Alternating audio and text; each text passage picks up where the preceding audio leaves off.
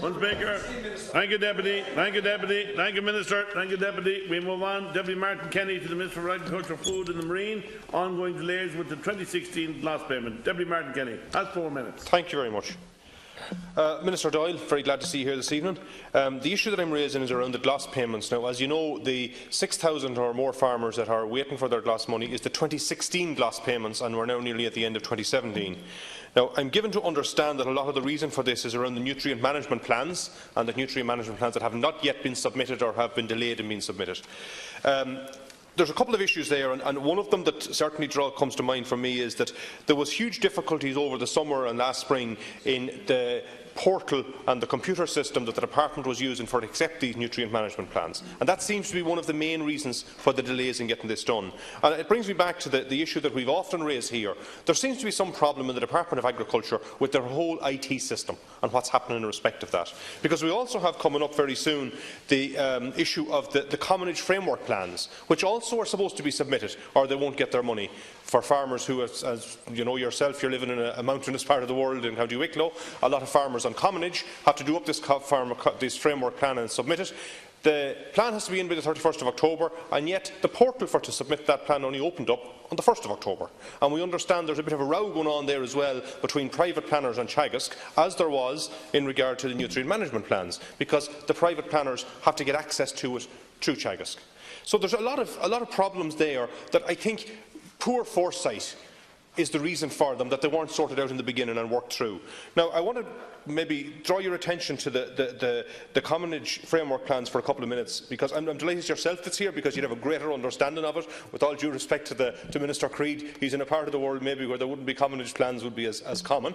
But as you know, the framework plans that goes in there, one of the things they require is that if there's 10 parties on the commonage, that they have to come up with a plan that they work together. First of all, they may not all have the same planner, yet only one planner has to submit the plan, so they have to cooperate to do that. There may be several of the parties to the commonage that may not be in GLAS at all, and there may also be adjoining much of the commonage land, because it's mountain. You have big tracts of forestry. Certainly in my part of the world that's one of the major problems, and the forest companies won't fence the mountain. So you end up in a situation where you have people in a commonage plan where one of the conditions of it is that they have to graze the mountain to a certain level. The people have to put sheep on the mountain to graze it, but the sheep don't stay on the mountain because they go back down through the forestry and away with them.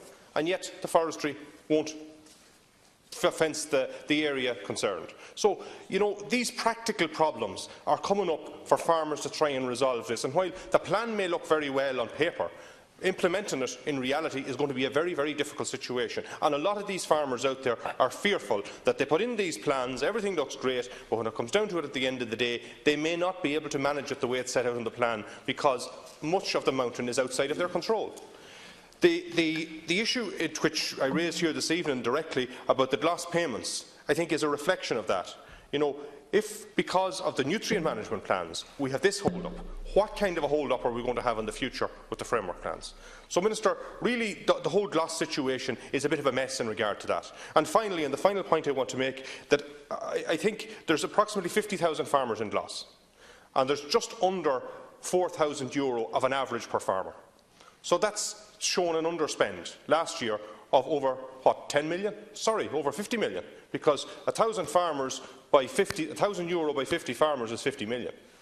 So what is the possibility of reopening the scheme for new applicants in order to use up that underspend, which clearly is going to be there this year again, because we also find that there are very few farmers reaching that 5,000 that was thought about in the beginning was going to be the average payment, and it clearly isn't. The average payment is under 4,000 per farmer. So do you have that space there for to open up the scheme to more farmers to allow them in order to enhance their income? Thank you very much. Thank you, Cathaoirleach. I'd like to thank Deputy Kenny for raising this matter, and gives me an opportunity to outline and update the position regarding the 2016 payments under the GLAS scheme. It's, I suppose, important to point out in relation to the last point the Deputy has made that this is the most heavily subscribed scheme ever run under the Rural Development Programme in Ireland.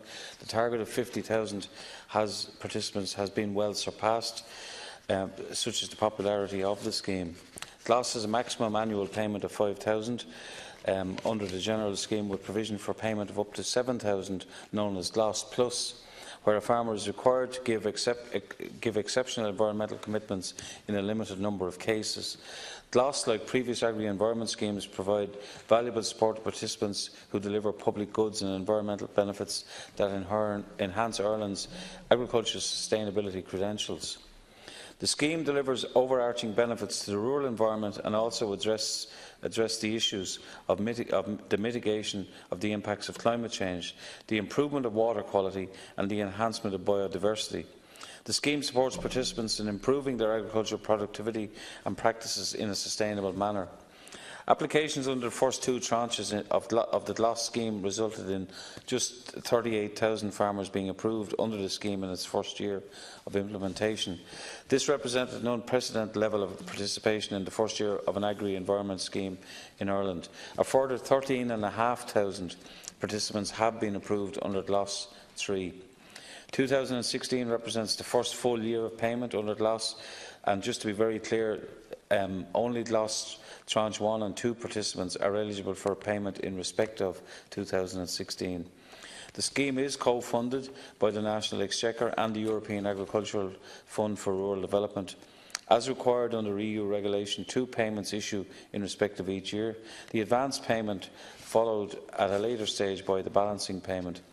In 2016 and again in 2017, the advance payment will represent 85% of the annual payment, with the balancing payment being 15%. In 2016, advance payments commenced in December of 2016 and continued to be made on an ongoing basis as cases were cleared. At this point, over 99% of 2016 advance payments have now been issued, and to date this year we have paid out almost 150 million under the scheme. In the majority of the remaining cases, applicants have been advised on a number of occasions of the steps they must take before the payment department can process their payment. In most cases, this relates to the outstanding documentation which they must submit. As soon as this is received, and assuming everything is in order, my department will move immediately to make payment. After the advance payment, the remaining 15% is paid out at a later stage, and this is known as the balancing payment. In 2016, balancing payments commenced on schedule during the summer and are also issuing on an ongoing basis. We have been paying out almost 1 million per week in payments since the payments have commenced, and this week we expect to pay out almost 1.2 million. The main issue, as the Deputy has highlighted with these payments, is the need for advisors to submit a farm nutrient management plan to the dedicated online system. A plan must be submitted on behalf of each GLAS 1 and 2 participant before 2016 balancing payments and any future GLAS payments, including 2017 advance payments, can be issued. Plans have now been submitted on behalf of over 80% of all GLAS 1 and 2 participants. Just over 6,000 nutrient management plans remain outstanding. This specific figure of 6,000 is what is raised here today by the Deputy. And I'd like to reiterate that these are not delayed payments, as have been suggested. It's simply not possible for the Department to make these payments because the 6,000 applicants have not met the requirements by not submitting their nutrient management plans. Over 30,000 applicants have submitted the plan and hence have reached the balancing payment, received the balancing payment immediately. And we're very keenly aware that the process of the need to process these cases and issue these balancing payments without delay. We have regularly communicated the importance of submitting these to participants, the farm representative bodies, the advisors and the media generally, in order to generate as much awareness as possible. Thank you, Minister. Thank you, Minister. You know, really, I understand that, and I understand why the problem has arisen, and I'd like you to try and deal with it, because the system which was supposed to take in the payments in the beginning, it was the nutrient management plans. The system was to take them in before March 2017. That deadline was extended then, I understand, until the middle of June, and it actually had to be extended a second time and we're out into July. And the reason for that is because the system wasn't able to take them. That's what I've been told is the reason for that, and you haven't dealt with that. You're blaming it back on the farmer again. Now I understand, you know, in many the advisors. But in fairness, you know, in all times there will always be somebody that's a little bit late. Everyone doesn't get every grain of hay home. That's life. But at the end of the day, we have a situation here where farmers are waiting for their money for a very lengthy period of time, and you will acknowledge that. And I also think that really what needs to be acknowledged here today is that there is a problem in the department in regard to the IT systems that they use. And that problem, I think, needs to be acknowledged. And I'm not blaming you or Minister Creed or anyone for it at the moment, but what needs to be done is to acknowledge that problem and to come up with a solution and to deal with it. Because it keeps coming up every year that there's some issue, or there's some clash, or that the independent advisors are having a row with Teagasc because they can't have access to this or access to that. And it's the same thing with these Common Age Framework plans we have coming up shortly. So I think, Minister, really what I'm stressing you this evening is if you can acknowledge that situation and assure me and assure the House and assure the farmers out there and the advisors out there that an effort will be made to deal with that. Because my understanding is that it's a bit of a hush-posh within the department, that there's a whole lot of different people coming in there as consultants working on the computer system, and that there's no overall system working there that's working effectively and efficiently and able to deal with the massive volume. And we all acknowledge the massive volume of payments that's going out there, and farmers are very grateful for it, and the system, if we could get it to work better, works very well. But at the moment, there's a hold-up there, and I think blaming the advisors or blaming the farmers isn't really the way forward. The acknowledgement needs to be that there's a problem and that we need to fix that problem.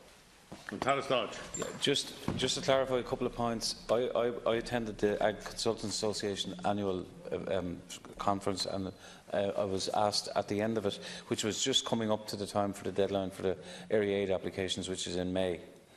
And they said that the workload at that time left it that it was going to be very difficult for them to get nutrient management plans in. Everything was running 31st of May, 12th, 15th of May, whatever. And they asked for an extension. This was nothing to do with the department's system at that time. It's been extended several times. And the workload, in fairness, to try and spread the workload, you can see their point. What has happened since is this money is ready to pay to these 6,000 odd people that are awaiting nutrient management plans. But the button, if it's pressed, will not issue a payment until the management plan. There's nothing to do with consultants, nothing to do with the IT system. Acknowledging the problems early in the year, that we hopefully, when the advance payments come in for the advance payments for the 2017, will actually issue a far higher percentage, assuming everything is right. These 6,000 need to get this in so they can get a balancing payment of 15% and be in a position to receive the advance payment for 2017. With regard to the Common Age Management plans, yes, the portal only opened back a month ago. The target is the 31st of October in order to enable payments to be proceeded. The payments and then for the future payments to happen. Anything that goes beyond that will delay it. There's no point. So even if it is extended or whatever, the payments have to wait until after the Common Age Management plans are submitted. It is fair that the Deputy acknowledges that this is a huge scheme. It's over 52,000. It will be fully drawn down over the lifetime of the programme. It may not all be drawn down on the date that the programme ends, because that's the natural way that payments follow. But I would like to reiterate, we have done everything possible to communicate with all stakeholders the need to get those nutrient management plans in so that the payment can issue. It's not in the department's interest to hang on to money but any longer than they have to. I can assure you of that. Thank you, Minister.